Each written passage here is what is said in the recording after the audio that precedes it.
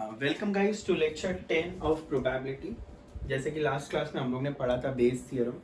अगर मैं quickly recap करूं what we have studied till now, let's quickly recap. Probability of A plus probability of A complement is always 1। Probability of A union B क्या होगा? Probability of A plus probability of B minus probability of A intersection B. अगर मैं कहूं both या फिर and word, तो इसका मतलब हम लोग निकालेंगे इंटरसेक्शन।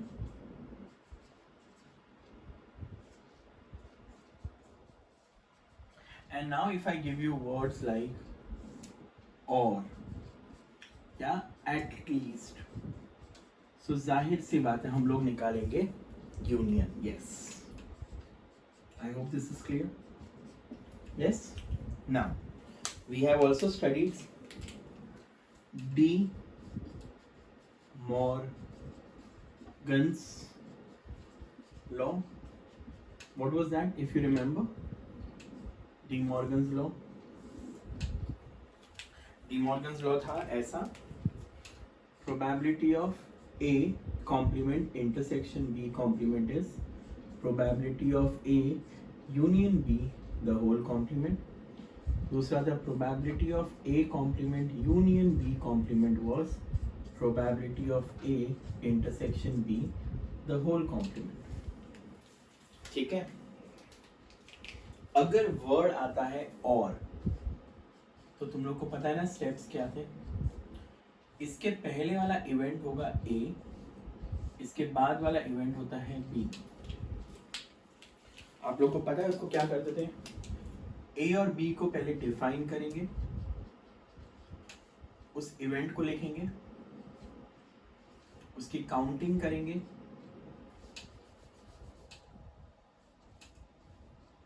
और लास्ट में उसकी प्रोबेबिलिटी निकालेंगे। उसके तुरंत बाद आप लोग निकालोगे दोनों का इंटरसेक्शन और बाद में use formula. What was the formula? सबको याद है?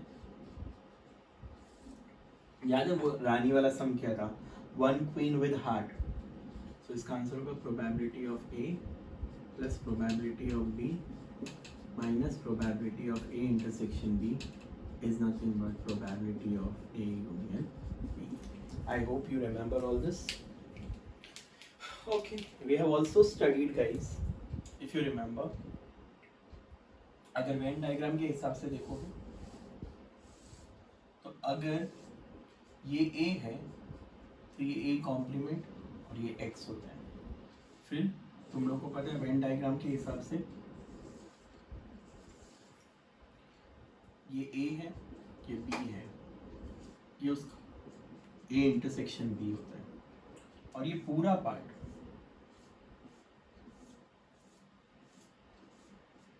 है ना, ये होता है A यूनियन B.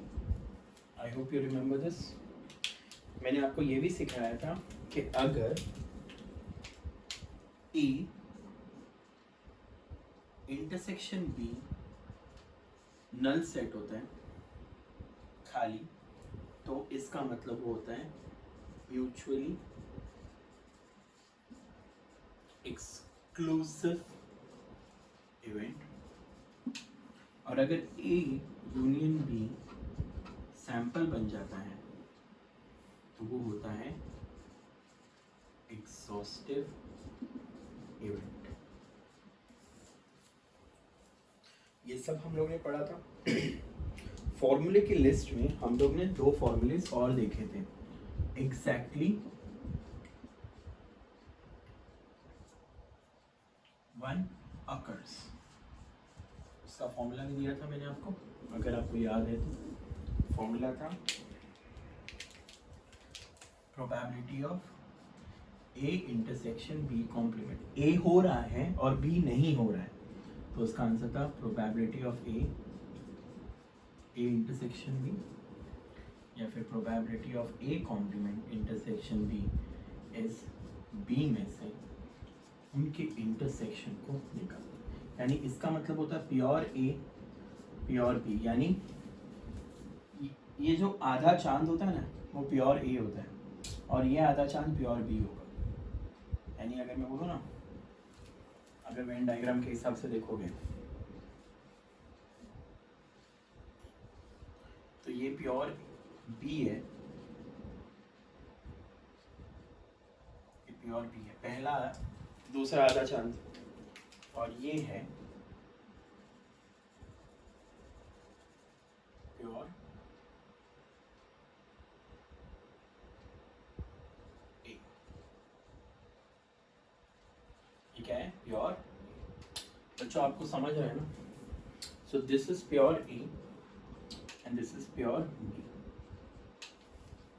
पहला आधा चांद is pure A which is this, and दूसरा आधा चांद is pure B which is this. Okay, इतना तो याद होगा सबको। फिर याद है सैम्पल स्पेस पढ़े थे निकालना, फिर प्रोबेबिलिटी निकाली थी। प्रोबेबिलिटी का मतलब होता है चांस। चांस यानी क्या? नंबर ऑफ इवेंट अपॉन, यानी अगर मैं बोलूँ so what is probability of A, it is nothing but N of A upon N of S. I hope this is clear.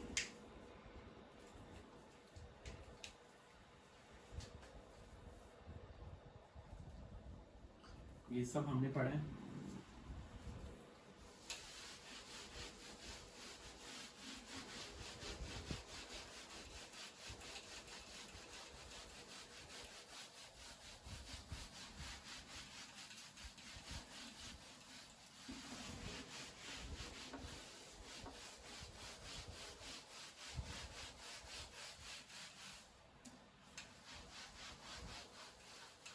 ठीक है, फिर हम लोग ने 3 वाला फॉर्मूला भी सीखा था, probability of A union B union C, probability of A plus probability of B plus probability of C, probability of A intersection B minus probability of B intersection C minus probability of C intersection A plus probability of A intersection B intersection C. अगर if any two intersection is null set, तो तीनों का intersection is also null। ये आपको note याद रखना है। अगर दो का intersection null है तो तिगड़ी हमेशा null ही होगा। null वो पानी वाला null नहीं, nonsense। I hope you understood. null set clear है बच्चों। फिर हम लोग ने पढ़ा था कंडीशनल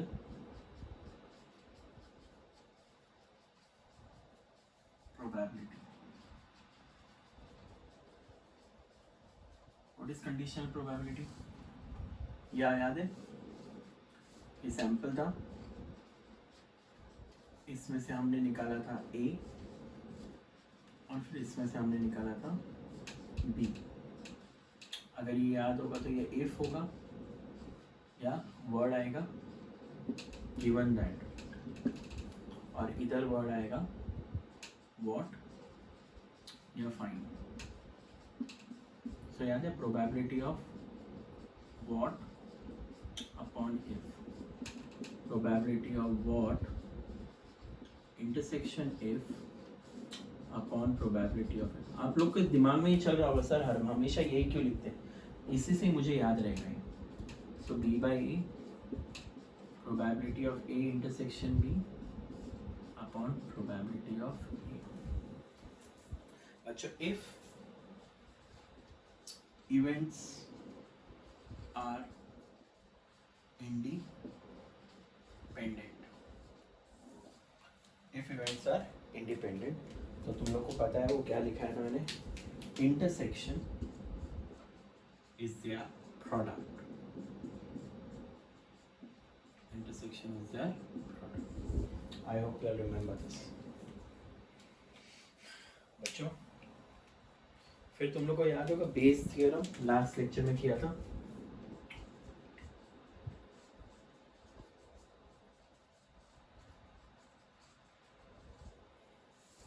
कंडीशन के अंदर कंडीशन ए दिया है, बी दिया है और इनमें कॉमन है x। सो आपको मिलेगा probability of A, probability of B, फिर मिलेगा probability of x by A, probability of x by B. तो तुम लोग को याद है ना, what will be probability of x, probability of a, probability of x by a, probability of b, probability of x by b। ये तो probability of x की हुई, बट अब मैं बोलता हूँ a with respect to x। So by Bayes theorem तुम लोग को डिनोमिनेटर रेडी करना आना चाहिए, याद है ना, सिखाया है मैंने। सो क्या होगा, probability of a, probability of x by a, probability of b, probability of x by b। अब b मांगा है तो b को ऊपर पटको और यहाँ उसका उल्टा। That's it. I hope this is clear. a मांगा हो तो a को लिखता दो ऊपर। ये बेस थ्योरम था। This is what we have studied till 9th lecture of probability, and I hope you understood each and every sum. Make sure that you are understanding everything, guys.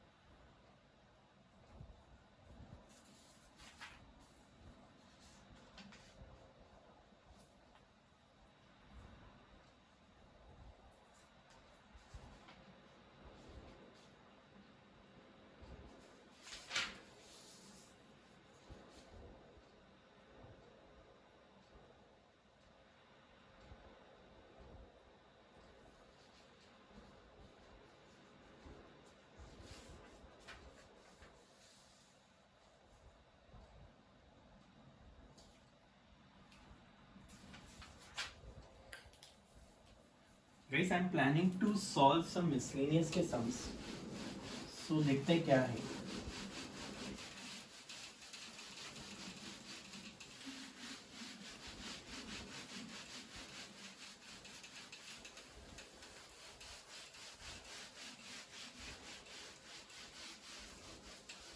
Miscellaneous के MCQs करते हैं, ध्यान दो बच्चों।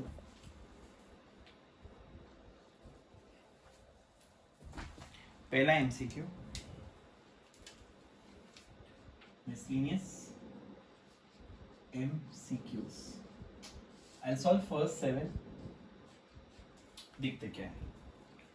There are 7 girls and 2 boys. So sorry, 5 girls and 2 boys. Okay. So total 7 students हो गए। ठीक है, आगे बढ़ते हैं। Then the probability that no 2 boys are sitting together for a photograph. तो बच्चों, can I say what will be n of s? 7p7, 7 factorial। अब 2 बॉयज साथ में नहीं होंगे तो तुम लोग को याद है, पहले गर्ल्स को बिठाएंगे, बॉयज नॉट टुगेदर। तो पहले गर्ल्स अच्छी है, जी जी जी जी जी G1, G2, G3, G4, G5। कितनी गर्ल्स हो गई? तो कैन आई से इसका आंसर होगा 5p5 इंटू 6p2, क्योंकि 5p5 गर्ल्स के लिए और 6 जगह बॉयज के लिए। So now this is your n of a. So what will be your probability of a? Can I say this is 5 factorial 6p2 upon 7 factorial. The sum is over. Solve कर लिया, answer आ जाएगा। Solve कर ले क्या? चलो देखते हैं। 5 factorial 6 factorial और ये आएगा 6 माइनस 2 फैक्टोरियल। सॉल्व करना आता होगा। 5 into 4 factorial, 7 into 6 factorial, 4 factorial, ये गया। Answer is 5/7। 5/7 है ऑप्शन डी। कर पाओगे बच्चों? सॉल्व करना है यार 6p2 एंड ऑल. चलो नेक्स्ट सम, क्वेश्चन 2. अब सॉल्विंग आप लोग करोगे. In a jar there are 5 black marbles and 3. So let's draw a beautiful jar. 5 which marbles? Black marbles. Okay. Marbles का मतलब समझते हो ना? हाँ.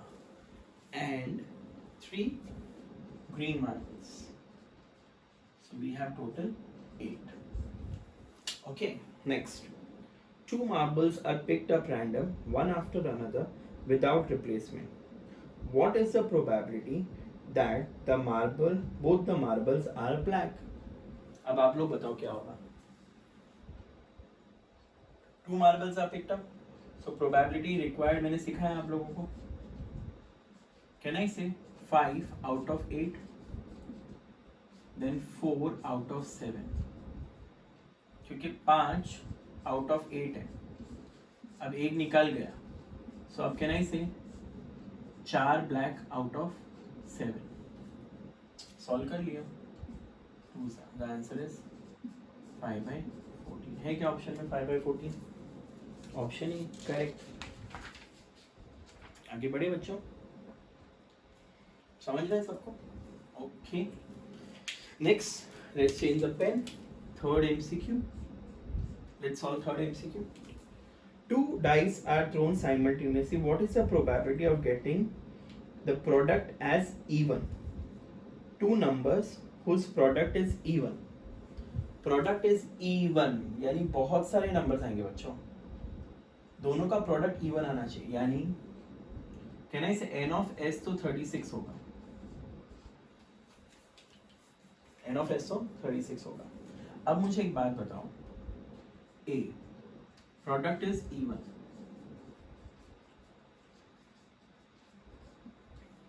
Can I say even number वाले सारे आएंगे? 2 ones are, 2 twos are, 2 threes are, 2 fours are, 2 fives are. और odd number with even वाला आएगा. यानी 1 2, 1 4, 1 6, 3 2, 3 4, 3 6. Then 5 2, 5 4, 5 6. इसके अलावा इवन वाले बंदे 2 के, 4 के और 6 के. ये पूरा लिख लेना आप लोग. तो इसमें 6 आएंगे. ये 6, ये 6 और ये कितने हो गए टोटल? 9. तो 18 और 9 27. सो what is n of a? 27. So what will be probability of a? 27/36. 3/4. बच्चों ये पूरा आप लोग करोगे, मैं नहीं करूँगा. आपको समझ में आया होगा. एक ऑड नंबर और एक इवन नंबर. एक ऑड नंबर और एक इवन नंबर का कॉम्बो. और इवन नंबर वाले तो सारे ही आने वाले हैं. 2 1 2 2 सब आएंगे. Next sum number 4. ये अच्छा सम है. फाड़ी हो रही है. देखो फाड़ी वाला सम है. फाड़ी. इन a set of 30 shirts 17 are white and rest are black. यानी 30 shirts 17 ब्लैक है. नो 17 वाइट है और 13 ब्लैक है. ठीक है, आगे बढ़ते. 4 white and 5 black shirts are tagged as party wear. यानी 4 white plus 5 black are party wear. Party wear. कौन सा wear? Party wear. आगे बढ़े. If a shirt is chosen at random from this set, then the probability of wearing black shirt or a party wear shirt is या तो black shirt या party wear black shirt. और word आया बच्चों. अब मेरी बात ध्यान से सुनो. देखो इसको कैसे बाइफिकेट कर सकते हैं. What is an of S? अब वो एक ही शर्ट पहनेगा तो ये तो 30 हो गया है ना. 2-3 शर्ट तो पहनेगा नहीं, गवार तो है नहीं, तो एक ही शर्ट पहनेगा तो एन ऑफ एस इज 30 में से एक सिलेक्ट कर लिया. अब उसने क्या बोला, ब्लैक और पार्टी वेयर. ब्लैक और पार्टी वेयर. तो बताओ बच्चों क्या होगा, ब्लैक और पार्टी वेयर. मुझे एक बात बताओ, टोटल ब्लैक कितने हैं? 13, जिसमें ये ब्लैक भी आ गए पार्टी वेयर वाले, और प्लस कैन आई से 4 वाइट भी आएंगे क्योंकि ये पार्टी वेयर है. सो टोटल 17 हो गए ना. So what will be probability required? 17/30 and the some is over. बच्चों ब्लैक में सब आ गए, ये भी आ गया, ये ब्लैक में आ गए, और पार्टी वेयर, यानी और का मतलब क्या, सब कुछ एक बार, सब कुछ एक बार. तो ब्लैक सारे ले लिए 13 के 13, और पार्टी वेयर कितने थे 9, बट उसमें ये 5 तो इधर आ चुके हैं, तो टोटल 4 ही बचे ना. तो टोटल शर्ट्स उसके पास कितने हैं पार्टी में पहनने के लिए? 17 out of 30. I hope this is clear बच्चों.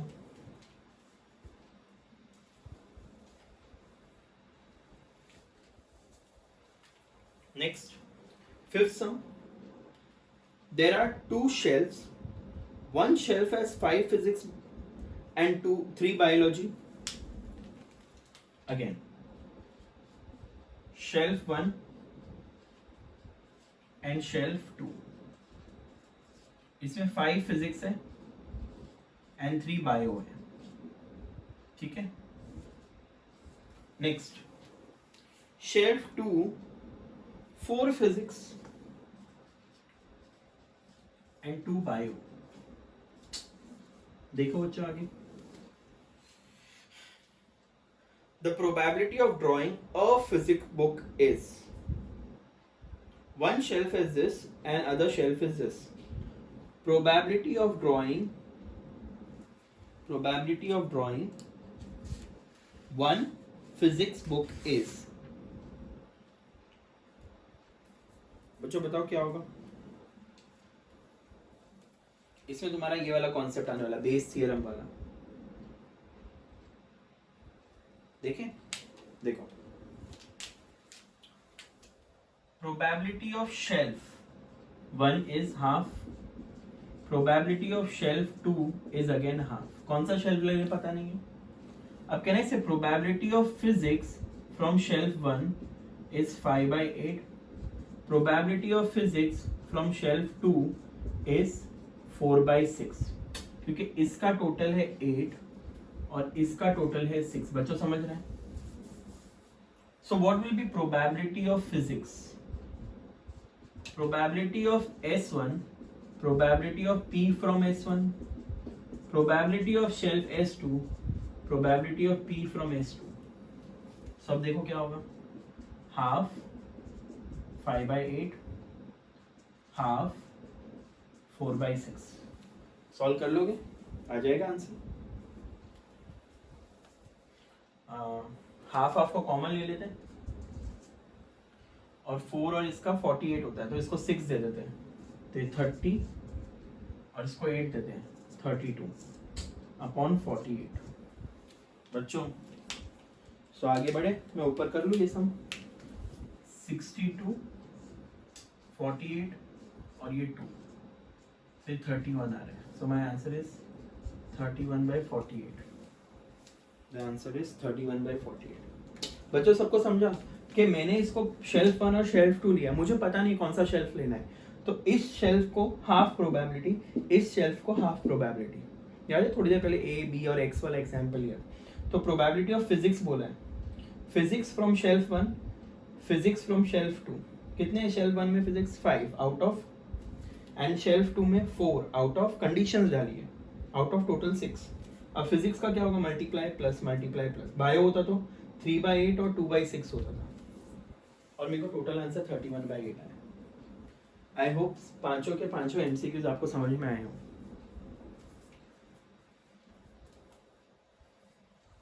Is that clear? डिफिकल्ट नहीं है बच्चों, खाली समझने की देरी है और कुछ नहीं है डिफिकल्ट।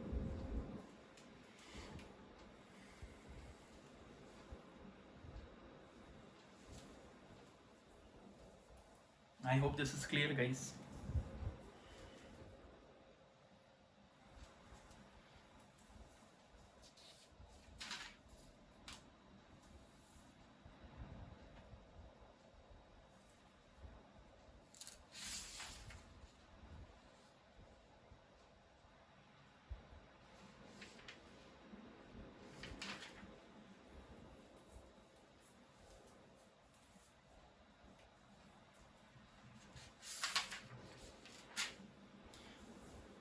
बच्चों मुझे एक बात बताओ, अगर मैं कोई इंटरव्यू के लिए, अगर सब लोग को मैं ओरल वाइवा के लिए बुलाता हूँ, अलग अलग वाइवा पता है ना, orals. So if I call student 1, student 2, student 3, तो कैन आई से सबके chance of giving answers will be different. तो वैसे ही अगर मैं इंटरव्यू ले रहा हूँ आप लोगों का, तो कैन आई से ए पर्सन बी पर्सन को नहीं जानता, बी पर्सन सी पर्सन को नहीं जानता, बट ए डी को जान सकता है, वो बेस्ट फ्रेंड होगा या कुछ भी होगा, एक ही कंपनी में इंटरव्यू। बट फिलहाल के लिए हम लोग ये जानेंगे कि सब लोग अनजान हैं और इंटरव्यू के लिए सब लोग आ रहे हैं। तो कैन आई से सब लोग को जब क्वेश्चंस पूछा जाएगा तो सबके इवेंट्स इंडिपेंडेंट होंगे। सो अब अगर आप लोग नेक्स्ट सम देखोगे ना तो आपको समझ में आएगा, 2 friends A and B apply for a job in the same company. The chance A of getting selected is 2/5. तो probability of A मिल गया, probability of B is 4/7. What is the probability? Both of them will get the job.